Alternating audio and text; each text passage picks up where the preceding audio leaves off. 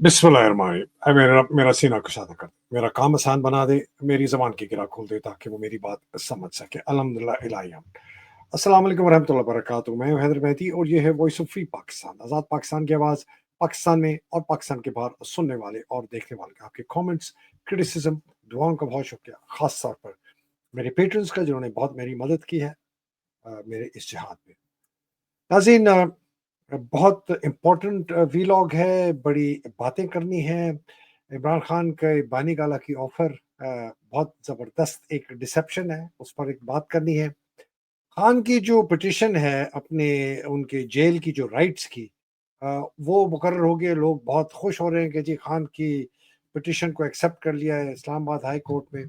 मैं एक आपको एक फ़िल्टर दूँगा, जिस फ़िल्टर के तहत आपने जो भी कार्रवाई होती है पिछले 24 घंटे में और आप देखते हैं या खबरें देखते हैं, आप उससे मेज़र करें, उससे नापें कि ये जो है सही है या गलत है। सोहेल अफरीदी साहब का नाम दे दिया गया है मिलने के लिए, देखते हैं मिलते हैं कि नहीं है। नवंबर आ रहा है, रीअपॉइंटमेंट, एक्सटेंशन, बाकी क्या हालात हैं। नवाज़ शरीफ, मरियम, शहबाज कहाँ बैठे हैं। पंजाब की लोकल बॉडीज़ का बहुत बड़ा एक ड्रामा है, उस पर भी छोटा-सा ज़िक्र। और यूके के इंपीरियल कॉलेज का वो तो खैर कैलिबरी फॉन्ट जो है उसका झूठ सामने आ गया। ज़्यादा उस पर नहीं बात करता, इसलिए कि इनकी हमें ख़ानदानी रवायत का पता है कि ये शुरू कहाँ से हुए और ये जाएंगे कहाँ पर। सुप्रीम कोर्ट का जो केस है वो आगे चल रहा है। क्या वो 8 मेंबर बेंच सुनेगा या वो 16 मेंबर जो ओरिजिनल सुप्रीम कोर्ट है वो सुनेगा, या ये 24 मेंबर जो मौजूदा सुप्रीम कोर्ट का बेंच है ये सुनेगा। इस पर मैं अपना आपको तज्जिया दे सकता हूँ। और इस वक्त पाकिस्तान के अंदर मईशत और इकॉनमी का क्या हाल है, और एक बहुत बड़ा दुनिया का इदारा वो पाकिस्तान को किस जगह पर प्लेस करता है कि लोग आके यहाँ पर पैसा लगाएं या ना लगाएं। और आखिर में कि आसिम ने तो ताकत नहीं देनी किसी को, उसको कानूनी और आईनी जो एक एंडोर्समेंट है, तौसीक है, वो चाहता है, सियासी तौसीक भी चाहता है। और उसने पीटीआई आसिम को रीलॉन्च करने के लिए क्या-क्या किया है। ये मेरी नज़र में आज के मौज़ूआत हैं। कोशिश करूँगा जल्दी ख़त्म करूँ, अगर लंबी हो गया तो माज़रत। लेकिन कहानी आज की नहीं है। कहानी जो है ना जनाब हमारी, वो है अ, 74 साल की। 74 साल की कहानी क्यों कह रहा हूँ? ज़रा ये आपकी खिदमत में पेश करना चाहता हूँ कि ये 74 साल की कहानी क्यों है। ये है जी 74 साल की कहानी। और जो भी आप जो भी कोई भी यूट्यूबर इमरान के साथ, इमरान के खिलाफ बीच में जाली, दोनों का बहुत अपने आप को शोहरत करने के लिए मैंने तो ये कहा था, मैंने तो वो कहा था, आप लोग मेरी बात नहीं सुनते थे। कुछ और लोग अपनी शोहरत के लिए सनसनीखेज खबरें लगाते हैं, मैं नहीं करता। अनफॉर्चुनेटली मेरे से हो नहीं सकता। लोग कहते हैं आप जो है सनसनीखेज थंबनेल बनाया करें। मैं कहा यार बनता नहीं है, दिल चाहता है कभी-कभी कर देता हूँ। लोग कहते हैं जी आपने जो लिखा वो अंदर नहीं कहा, ये बड़े आप फ्रॉड करते हैं मेहदी साहब। ऑनेस्टली मैं नहीं करता। लेकिन मेरी नज़र में ये जो सवाल है ना, ये आप लोगों के लिए बहुत ज़रूरी है। किसी भी आप आसिम का बयान, फ़ौज का बयान, नवाज़ का बयान, मरियम का बयान, बिलावल का बयान, ज़रदारी का बयान, पीटीआई का बयान, किसी का भी बयान, किसी की भी यूट्यूब, वो जो है ना आपने ये देखना है कि जो आपने पूछते हैं वो ये है कि यार ये जो बात बता रही है इससे इमरान खान को आज़ाद करने की जो तहरीक है वो मजबूत होगी या कमज़ोर होगी। हर चीज़ को आपने एक पहले ये फ़िल्टर है। दूसरा है क्या हम आसिम मुनीर से कैसे निजात हासिल करते हैं? ये जो भी हरकत हुई है, ये जो भी बयान आया है, ये जो भी वीलॉग किसी ने कहा है, इससे आसिम मुनीर को हटाने के लिए हम ताकतवर हुए या हम कमज़ोर हुए? तीसरा, क्या जो भी चीज़ हो रही है हम इस ज़ालिमाना हुकूमत को कैसे ख़त्म कर सकते हैं? हैदर मेहदी जो कहता है ये हमें उस तरफ लेके जा रहा है, हमें आगाही दे रहा है, हमें एजुकेशन दे रहा है, हमें अवेयरनेस दे रहा है, हमारे अंदर वो एक ख्वाहिश पैदा कर रहा है कि हम इस हुकूमत को गिराएँ, हम इमरान खान को रिहा करवाने की कोशिश करें, ہم جو ہے عاصم منیر کو ہٹانے کی کوشش کریں، یا یہ حیدر مہدی اپنی مشہوری کے لیے، اپنے ویوز کے لیے، اپنے آپ کو بہت بڑا ایک دانشور ثابت کرنے کے لیے کرتا ہے.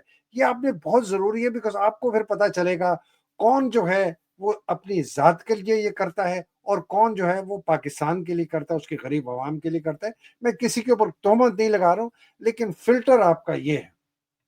اور پھر آگے بڑھتے ہوئے کہ ہم پاکستان کو، قوم کو، اس جو یہ شکنجے میں ہم پھنسے ہوئے ہیں، ہم فوج کے شکنجے سے کیسے نکالیں اس قوم کو. یہ فوج نے قبضہ جو کیا ہوا ہے پاکستان کو، جو اپنی بے لگام بے قابو طاقت کی وجہ سے آرمی چیف استعمال کر کے قبضہ کرتے ہیں. اور کب سے کیا ہوا ہے یہ بھی ہم چھوٹا سا ذکر کریں گے. اس کے اوپر میں پوری سیریز ایک 7 پروگراموں کی کر رہا ہوں، ایوب سے لے کر غدار جو اعظم ہے موجودہ عاصم منیر تک، اور اس کے بعد فوج کا کردار اور اس کے ساتھ ہمارے پاس کیا سلوشن ہے. اور یہ جو ایلیٹ کیپچر ہے پاکستان کا، یہ قابض بدعنوان ظالم نظام کو کیسے توڑ کر، اس کو توڑنا پڑے گا. یہ ریفارم نہیں ہوگا، یہ جس کو کہتے ہیں نا آرام سے ترمیم سے نہیں ہوگا، اس کو توڑنا پڑے گا اور ایک آزاد جمہوری منصفانہ اور برابری پر مبنی نیا پاکستان تعمیر کرے. یہ ہے جی، ہر چیز کو آپ نے ان سوالوں، ان فلٹر سے نکالنا ہے اور بتانا ہے کہ یہ، اور یہ داستان ہے پاکستان کی، سمپل ہے. اور اسی داستان پر میں بار بار، اور آج کی باتیں بھی اسی کے میں کانٹیکسٹ میں کروں گا کہ 1951 سے لے کر آج تک 2025 میں پاکستان کی تباہی کی داستان بہت آسان ہے سمجھنے میں. ایک ادارہ فوج اور 2 خاندان، شریف اور بھٹو، بس. یہ اگر آپ پہلے اپنے آپ میں یہ بیسک سمجھ لینا کہ فوج کی وجہ سے یہ پاکستان تباہ ہوا، اس لیے کہ ان کے آنے سے پاکستان کے ادارے تباہ ہوئے، ان کے آنے سے یہ کرپٹ سیاستدان نیچے، جو اپنے حیثیت میں کبھی بھی اس ملک میں وزیر اعظم یا صدر یا مارشل ایڈمنسٹریٹر جیسے بھٹو بن گیا تھا، کبھی بھی نہ بن سکتے اگر فوج پاکستان کی سیاست میں مداخلت نہ کرتی، اور شاید ایک مختلف راستے پہ پاکستان جاتا. یہ ہے جی پاکستان کی داستان. اور اب جناب آج کے پروگرام آج کا پروگرام جی، بانی گالا سے پہلے خان کا پھر سے ایک دفعہ میں بیان آپ لوگوں کی خدمت میں پیش کرتا ہوں، بیکاز ہمارا کام ہے کہ آپ لوگوں کو آگاہی دینا، بتاتے رہنا کہ حق کیا ہے، سچ کیا ہے، اصولی بنیادی چیزیں کیا ہیں. میں ٹھیک ہے، مرچ مسالے والی خبریں بھی اچھی ہوتی ہیں، اس نے اس کو مار دیا، اس نے جھوٹ بولا، وہ فراڈ کر گئی، وہ بکواسی ہے، یہ حرامی ہے، یہ بغیرت ہے، وہ سب کچھ ایک جگہ پر اس کو بھی بتانا ضروری ہے. لیکن اصولی باتیں بتانا بھی بہت ضروری ہے. اصولی باتیں خان کرتا ہے، اور میں اصولی باتوں پر اس لیے خان کا بیان پھر سے آپ کی خدمت میں آج پیش کروں گا. خان کا بیان کیا ہے؟ خان کا بیان یہ ہے کہ جناب علی، عاصم منیر جس کو ہارڈ سٹیٹ کہتا ہے، اور میں جس کو ہارڈ سٹیٹ، ایک مضبوط ریاست، تو مختلف ہے.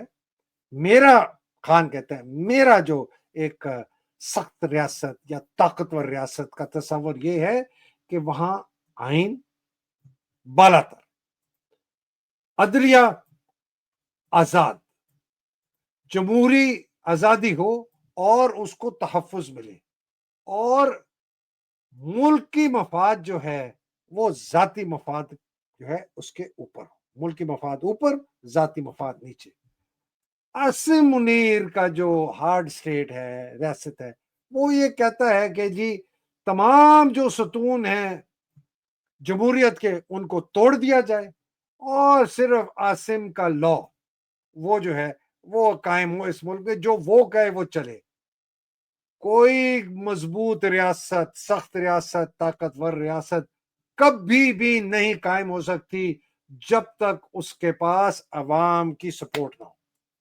خان نے بیسک اصول کہا ہے کہ ایک طاقتور، میں نے اس کو بہت ڈیٹیل میں آپ کو کل بھی سمجھایا تھا، میرے پروگرام غور سے دیکھا کریں، اس لیے کہ میں اصولی بات کر رہا ہوں. میں چاہ رہا ہوں، میرے جیسے لوگ، ہم چاہ رہے ہیں کہ قوم کے اندر جو نوجوان جو ان کے پروپیگنڈا میں پھنس جائیں، ان کے پروپیگنڈا میں پھنسنے، اصولی بات سمجھے.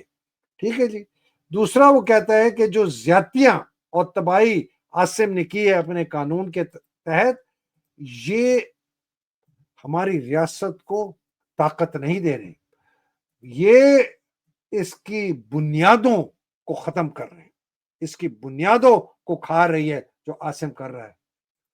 कोई मुल्क ताकतवर नहीं बन सकता अगर वो अपने फौज, उसकी बंदूकें अपने मुल्क के बाशिंदों की तरफ फायर करे, जैसे कि हमने देखा 26 नवंबर को, जैसे कि हमने देखा मुरीद के में, जहां पर फौज, रेंजर और पुलिस ने अपने ही लोगों पर अंधाधुंध फायर किया।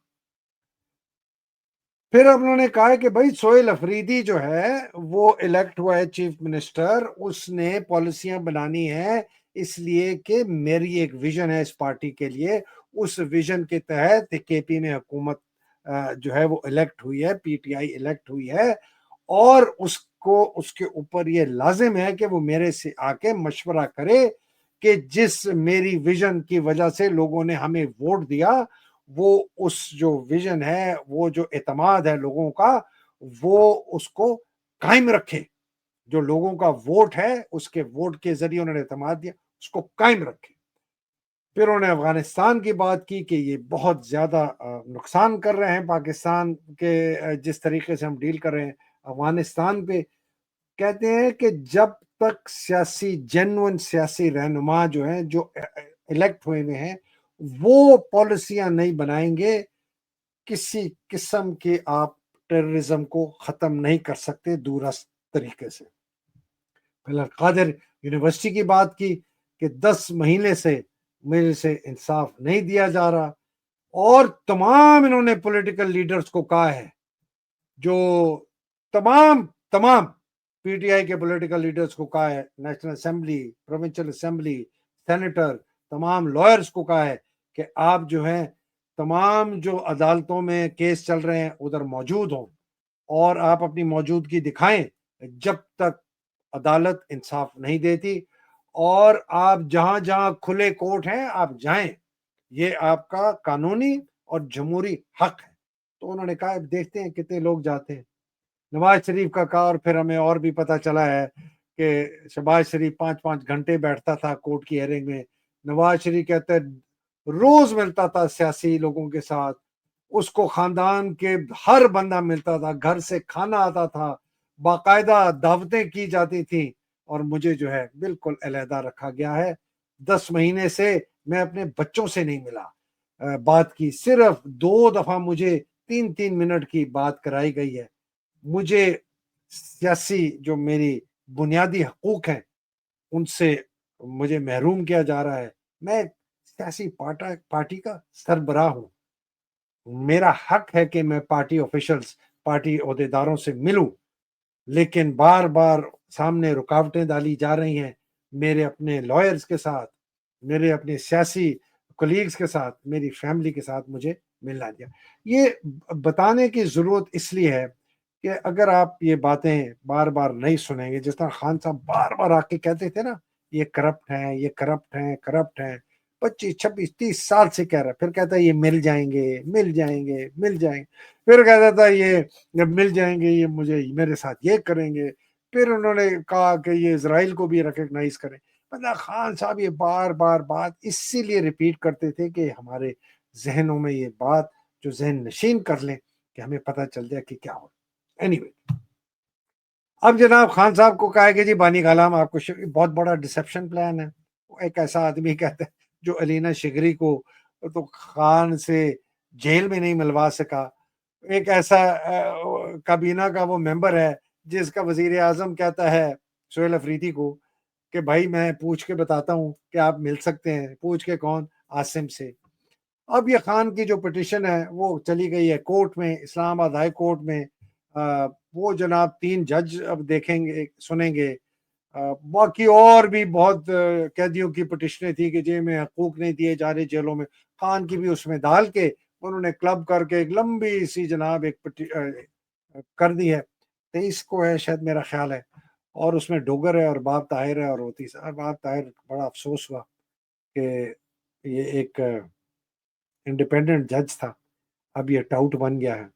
अब क्या इसकी मजबूरी थी, کون سی اس کی ویڈیو ہے، کیا اس نے غیر قانونی غیر اخلاقی حرکت کی، کیا اس کے خاندان والوں میں کچھ ایسی اس کی ویکنس نکلی، اس کی بیوی کی، اس کی بیٹی کی، بہن کی، بھائی کی، کسی خالہ پھوپھی کی، کہ بھانجے بھتیجے کی، کہ یہ بک گیا. بہت افسوس کی بات ہے. بٹ جو نہیں بکے سمجھ لیں کہ ان کی اخلاقیات قائم ہیں اور وہ کمپرومائز نہیں ہوئے.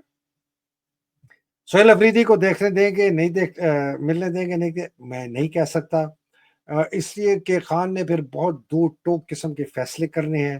کابینہ کے اندر کون جائے گا کون نہیں جائے گا، یہ باقی جتنے لوگ، یہ مشال یوسف زئی، علی ظفر، یہ بیرسٹر سیف، علی امین گنڈا پور، یہ علی محمد خان، شندانہ گلزار، شیر افضل مروت، یہ جیسے لوگ جو اپنی دکان چمکانے کے چکروں میں ہیں، اور اس کے اندر کچھ ایسے گھسپیٹیے بھی سہیل افریدی کے ساتھ ہیں جو ظاہر کر رہے ہیں کہ سہیل افریدی کے ساتھ ہیں، خان کے ساتھ ہیں. میں سہیل افریدی کو وارن کرتا ہوں، ان کو ٹرسٹ مت کریں، حالانکہ ہے اس لیے وہ دونوں طرف سے کھیل رہے تھے. پلیز ان کو مت رکھیں، بات آپ کی مرضی. اب آ جائیں جی آگے اصل چیز، نومبر عاصم منیر کی ایکسٹینشن یا ری اپوائنٹمنٹ. بار بار میں کہہ چکا ہوں کہ عاصم منیر نے اگر ایکسٹینشن لینی ہوتی 2 سال کی تو یہ فیصلہ پچھلے سال نومبر میں دسمبر میں ہو جاتا، جب کہ پاکستان آرمی ایکٹ میں ترمیم ہوئی تھی اور کہا گیا تھا کہ یہ 1952 سے لاگو ہے، اور آرمی چیف کا جو دور ہے یا اس کی جو ٹینیور ہے وہ 5 سال ہو گئی ہے. لوگ کہتے ہیں جی اس کی نوٹیفیکیشن کی ضرورت نہیں ہے. اس کی شاید فارمل صدر سے یا کابینہ سے یا وزیر اعظم سے شاید نہ بھی ہو، اور اس کے اوپر بھی بہت مختلف رائے ہیں، لیکن آرا ہے. لیکن ایک چیز پہ سب متفق ہیں انکلوڈنگ کیبنٹ ڈویژن جس کے اندر سے میں نے پوچھا، وہ کہتے ہیں کہ جی نیا گیزٹ نوٹیفیکیشن نکلنا ضروری ہے، جس میں یہ ہوگا کہ جی اس نئے قانون کے تحت عاصم منیر جو کہ پہلی نوٹیفیکیشن ان کی 3 سال کی تھی وہ معطل کی جاتی ہے. اب ان کا یہ نیا نوٹیفیکیشن ہے جو کہ ان کو اب 5 سال دیتا ہے اس پوزیشن میں، اور اب یہ جناب نومبر 2027 تک کے آرمی چیف ہے. وہ کہتے ہیں جی یہ تو آنی ہے. اب یہ کیوں نہیں آ رہی، اور اس کو آنے کے لیے کوئی زیادہ چھلانگیں نہیں مارنی پڑے گی، صرف منسٹری آف ڈیفنس نے یہ نوٹیفیکیشن ایشو کروانی ہے کہ جی چونکہ یہ تبدیلی آ گئی ہے، اور وہ سیکرٹری ڈیفنس کا کام ہے، منسٹر کا بھی کام ہے. یہ آٹومیٹک، یہ بیوروکریٹک، یہ ایک قانونی کاغذی کاروائی ہے، لیکن ہونی ہے. اب وہ کیوں نہیں آئی، اس کے اوپر پھر ایک ہی ہے کہ اس لیے نہیں آئے کہ عاصم نے خود روکا ہوا ہے، اور عاصم 2 سال کی ایکسٹینشن نہیں مانگتا. عاصم 5 سال کی نئی تعیناتی چاہتا ہے کہ وہ 5 سال کے لیے تعینات ہو، اور جب وہ ایک دفعہ 5 سال کے لیے تعینات ہو جائے گا تب وہ تا حیات 5 سال مانگتا رہے گا، اور اس کو دیتے رہیں گے اگر یہی موجود رہے. اس لیے کہ آرمی چیف کی ٹینیور کی جو ایج لمٹ ہے وہ ختم کر دی گئی ہے. وہ چاہے 100 سال زندہ رہ جائے، وہ 5 سال کی ایکسٹینشنیں لیتا جائے گا اور رہے گا. یہ عاصم کی خام خیالی ہے. میں تو اس کو پھانسی پہ لٹکتے ہوئے دیکھتا ہوں، میں تو اس کو 100 سال زندہ یا 80 سال زندہ، خیر اللہ سبحانہ تعالیٰ کو پتا، لیکن میں اس کو پھانسی پہ لٹکتا ہوا دیکھتا ہوں. لیکن اب بات یہ ہے کہ اس مہینے میں نومبر میں ایکسٹینشن بھی حکومت کی طرف سے آنی ہے، وہ تو عاصم منیر کر لے سکتا ہے، لیکن ری اپوائنٹمنٹ 5 سال اس کے لیے باقاعدہ وہی کاروائی ہوگی جو کہ پرانی کاروائی ہے. پرانی کاروائی کیا ہوتی ہے کہ جی یہ آرمی چیف ریٹائر ہو رہا ہے 28 نومبر 2025 کو، جی ایچ کیو سے 5 نام آئیں گے، 5 نام منسٹری آف ڈیفنس کے پاس آئیں گے، منسٹری آف ڈیفنس سے وہ جائیں گے کابینہ کے پاس، کابینہ اس کو پیور کرے گی، وزیر اعظم اس کو دیکھے گا، وزیر اعظم 2 نام ٹک کرے گا، اچھا جی اس آدمی کو چیئرمین جوائنٹ چیف بنا دو، اس آدمی کو آرمی چیف بنا دو. وہ یہ جو سمری ہے اس کو اپروو کر کے پریزیڈنٹ کو بھیجے گا.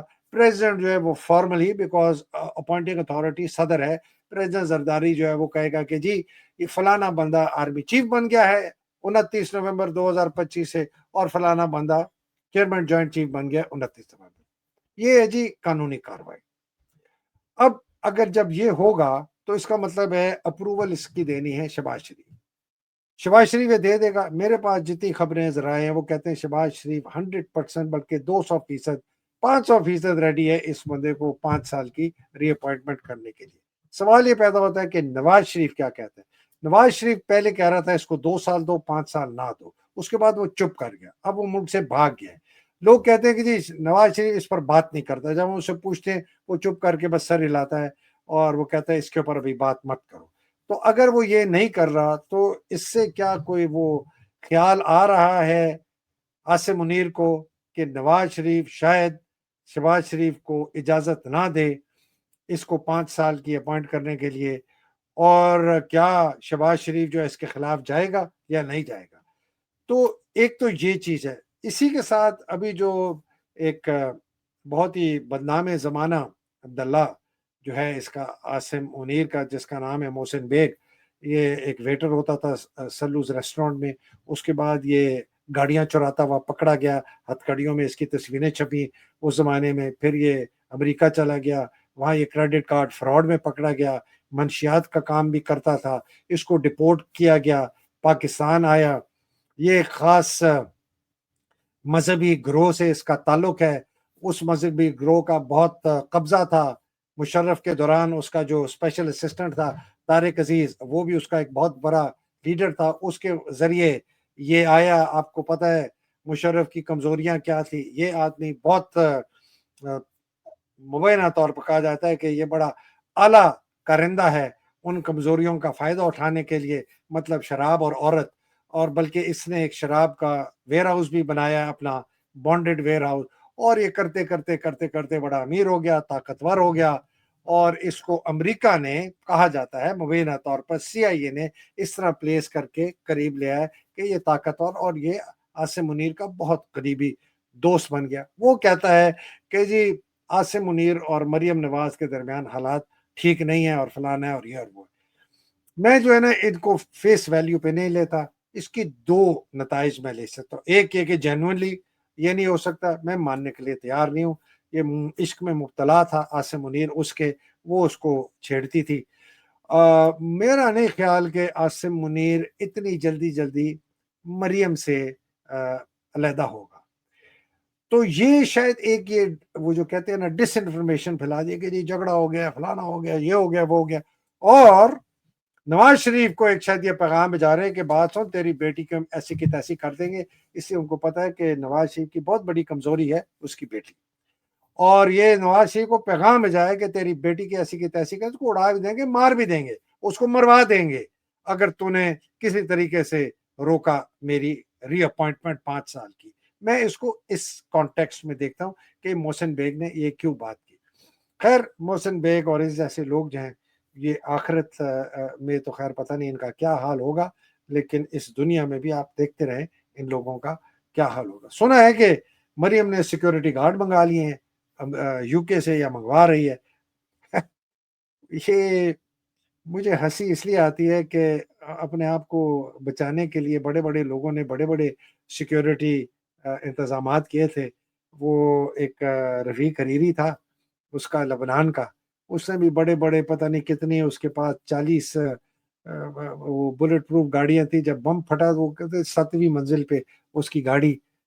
ایک ہمارا بھی تھا، اس کا نام تھا زیاد جبڑا چوک، اس نے بھی بڑی بڑی سیکیورٹی اپنے کیے تھے، C-130 میں ٹریول کرتا تھا، سب کچھ ہوتا تھا، اور جناب اس کا جبڑا ملا۔ تو یہ ومکر اللہ واللہ خیر الماکرین، یہ لوگ جو ہیں یہ سمجھتے ہیں کہ وہ موت کو سے بھاگ سکتے ہیں، جس کا جب وقت آئے گا کوئی نہیں۔ تو مریم تم جتنے مرضی سیکیورٹی گارڈ لے آؤ، جس دن عاصم منیر نے تمہیں پھڑکانا ہوگا تمہیں پتہ بھی نہیں چلے گا کہ کیسے پھڑک گیا، اور اللہ سبحانہ تعالیٰ کو جس دن منظور ہوگا کہ عاصم منیر نے تجھے پھڑکانا ہے تو تو پھڑک جائے گی۔ تو نہ تجھے تیرے سیکیورٹی گارڈ، نہ تیرے بانی گالا، نہ تیری پنجاب پولیس، نہ تیری پارٹی، نہ کچھ بھی تجھے کوئی نہیں بچا سکے گی، اور کوئی بھی یہ عاصم منیر کو بھی نہیں بچا سکے گے، یہ بھی یاد رکھیں۔ کوئی جرنیل بھی نہیں بچ سکے گا جس دن حالات تبدیل ہو۔ لوکل باڈیز کا بڑا عجیب ڈرامہ چل رہا ہے جی پنجاب میں، کہتے ہیں جی لوکل باڈیز کے آزاد امیدوار ہوں گے، لیکن 30 دن کے بعد آپ کو پارٹی کی جوائن کرنی پڑے گی، اس لیے کہ ہم اس کے بعد جو ایس ایچ او جتنے ہیں لاہور کے، پنجاب کے، آپ کے گھر بھیجیں گے، آپ کی ماؤں بہنوں بیٹیوں کو اٹھوائیں گے، ISI کے لوگ بھیجیں گے، فوج بھیجیں گے، آپ کی عزتیں لٹوائیں گے آپ کی ماؤں بہنوں بیٹیوں کو، یا ڈرائیں گے دھمکائیں گے کہ تم نے اگر مسلم لیگ نہ جوائن کی تو تمہارے ساتھ ایسی کی تیسی. تو یہ ان کا ڈرامہ ہے. I don't know where. مطلب یہ اچھا بائی دا وے میں ایک تاریخ کی بڑی کتابیں آج کل پڑھ رہا ہوں. یہ اصغر خان کی ایک کتاب میں پڑھ رہا ہوں, مائل stones of a political journey.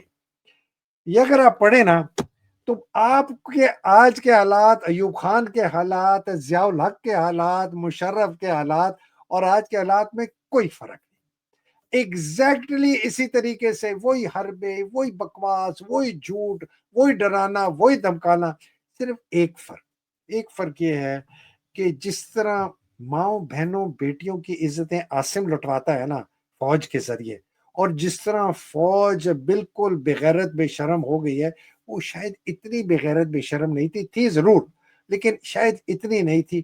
اور یہ جو پچھلے میں ڈکٹیٹروں کی بات کر رہا ہوں, یہ اتنے بغیرت کمینے نہیں تھے جتنا عاصم ہے. لیکن یہ بھی ہمارے عکاسی کرتا ہے اس نظام کی جس کا گٹر پھٹ کے سڑک پہ آئے. جب گٹر پھٹ کے سڑک پہ آتا ہے تو آپ کو ہر جگہ غلاظت نظر آتی ہے. آپ کہتے ہو یار اتنی گندگی, اتنی غلاظت. آپ نے اس وقت پاکستان میں پھٹے ہوئے گٹر کو دیکھ رہے ہیں, لیکن جب وہ گٹر صاف ہو جاتا ہے, جب وہ پانی لوگ اس کو ٹھیک کر دیتے, آپ کو کہتے یار ہاں صاف ہو گیا. تو ہمت نہ ہارے, اس وقت آپ گٹر دیکھ رہے ہیں تو اس وقت آپ کو غلاظت ہی نظر آ رہی ہے, لیکن یہ غلاظت جب ختم ہوگی تو آپ کو ایک شفاف پاکستان نظر آئے گا انشاءاللہ, اور ہم وہ دیکھیں گے. تو اینی وے جی, مریم کا امپیریل کالج کا تو خیر شہزاد اکبر نے پورا پول کھول دیا. ایک میں یہ بات ویسے کہہ دوں کہ امپیریل کالج کے نام کا ایک ہیلتھ سینٹر ہے جو ان کی نیشنل ہیلتھ سروسز کا سینٹر ہے. اس کا امپیریل کالج لنڈن سے انڈائریکٹلی تعلق ہے, اس لیے کہ وہ اس کا امپیریل کالج کی ہیلتھ سائنسز کی جو فیکلٹی ہے اس نے نیشنل ہیلتھ سروسز کے ساتھ اور 5 ہسپتالوں کے ساتھ مل کے ایک یہ آرگنائزیشن بنائی تھی, جس نے کہا ہے کہ جی ہم ہسپتال بنائیں گے پاکستان میں. امپیریل کالج نے نہیں کہا. تو وہ عمران خان کی بات یاد آتی ہے کہ ایک تو یہ پڑھے لکھے نہیں ہیں اور یہ کوشش بھی نہیں کرتے, ان پڑھ جاہل ہیں. بٹ ان پڑھ جاہل جو ہے وہ ہماری قسمت میں اس لیے آئے ہیں کہ ہم نے اس کو ایکسیپٹ کیا. سپریم کورٹ کی جی آخر میں بات کرتا چلوں. سپریم کورٹ کی جو بینچ ہے, جس طریقے سے میں یہ دیکھ رہا ہوں آرگومنٹس آ رہی ہیں اور جو رویہ دیکھ رہا ہوں امین الدین کا اور اس کے ساتھ جو باقی ہیں, دو مجھے لگتا ہے کہ یہ ڈیسیجنز کا پاسبلٹی. ایک تو یہ کہیں گے نہیں جی یہی 8 ممبر بینچ ہے, ہمارے پاس کوئی قانونی راستہ نہیں ہے کہ ہم فل بینچ کی آرڈر کریں. ایک یہ کر کے, اور چونکہ 191 کے ہم 191 کے ہم پابند ہیں تو ہم اسی کے تحت جو ہے ہم ہی سنیں گے اور پھر ہم ہی فیصلہ کریں گے, اور یہ پھر فیصلہ آپ کو پتہ ہے کیا ہو.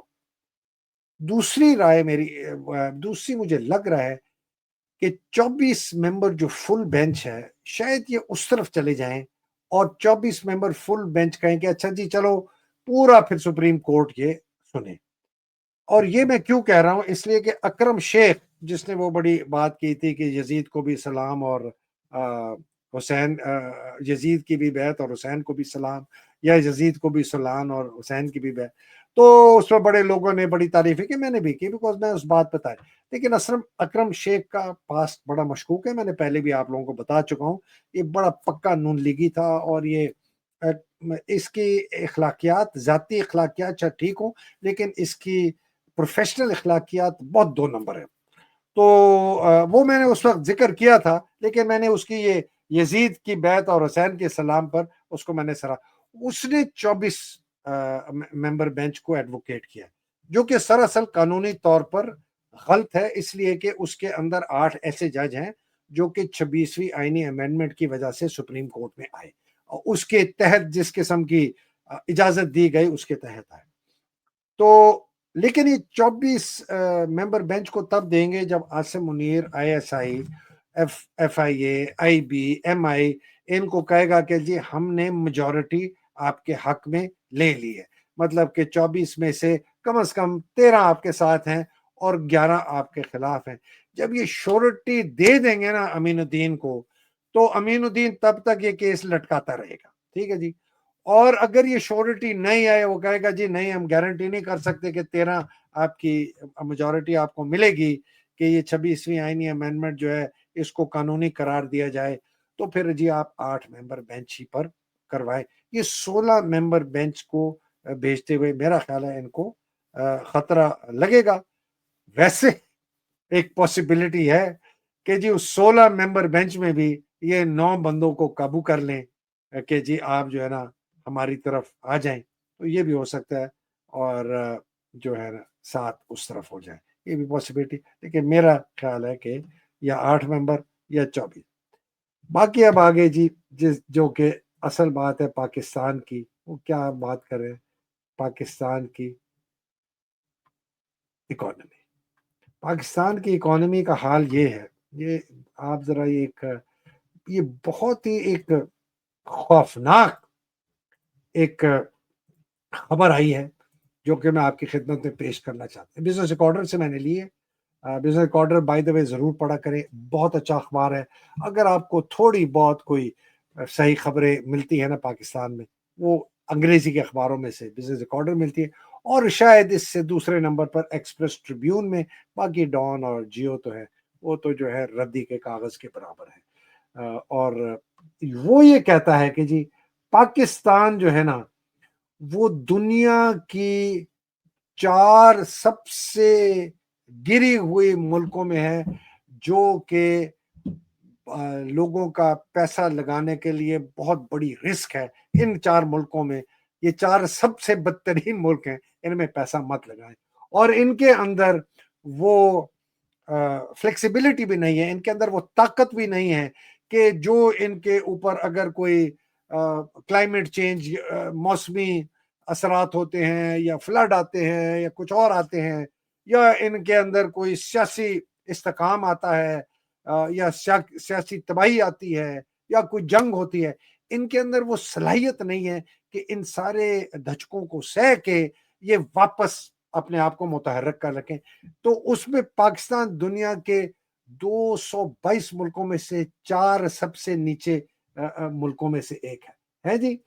تو یہ پچھلے ہفتے آئی تھی کہ ہمارا پاسپورٹ ہے دنیا کا 4تھا بدترین، اور یہ پچھلے 5 سال سے، اور اب جناب یہ انڈیکس ہے، اس کو کہتے ہیں Henley investment risk and resilience index by Henley partner. Pakistan دیکھیں جی ہمارا شمار کون کون سے ملکوں میں ہے۔ شمار ہے کہ جی سب سے نیچے ساؤتھ سوڈان 226ویں نمبر پر، یہ دیکھیں۔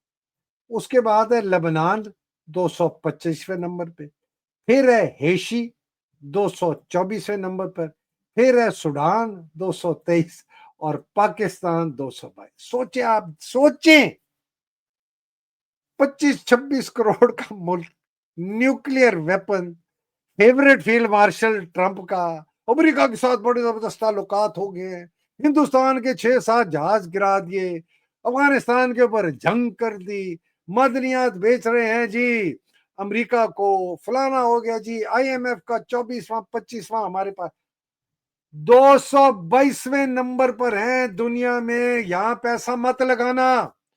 تمام لوگوں کو، کاروباریوں کو، پوری دنیا کے کاروباریوں کو کہہ رہے ہیں پاکستان میں پیسہ نہیں لگانا۔ 226 ملکوں میں سے ہم 222ویں نمبر پر ہیں۔ یار یہ کچھ سوچنے والی بات ہے۔ یہ کیا بتاتا ہے کہ یہ کیا کہہ رہا ہے پاکستان کی،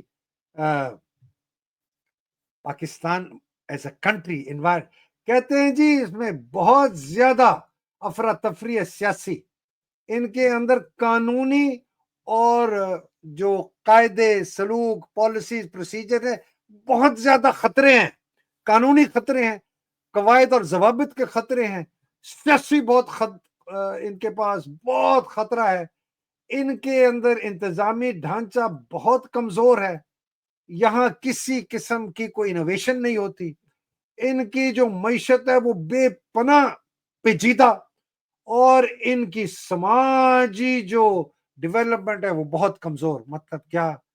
ان کے ان پڑھ لوگ، ان کے بیچارے لوگ بالکل جاہل، ان کے لوگ جو ہیں بالکل تعلیم اور اپنے ہیلتھ کیئر سے، صحت سے محروم، بے روزگاری بہت زیادہ ہے، ان کے ہاں جناب 50% غربت، 23 کروڑ عوام غربت میں، ان کے ہاں جی 13 کروڑ جو آدمی ہے غربت میں، 1300 لاکھ بندہ ہے، یا سائز سمجھے 1300 لاکھ بندہ غربت میں رہتا ہے پاکستان میں۔